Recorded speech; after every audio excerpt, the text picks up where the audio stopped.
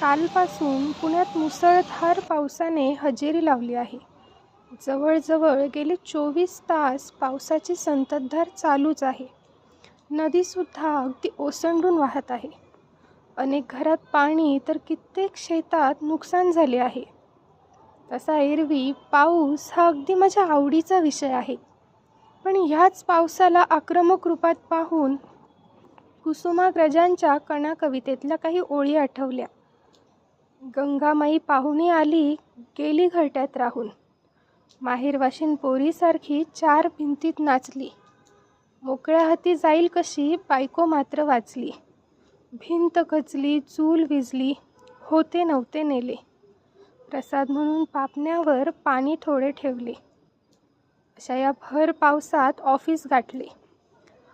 ऑफिसामधून येताना मंदिरात माझा हा मित्र हनुमंतासोबत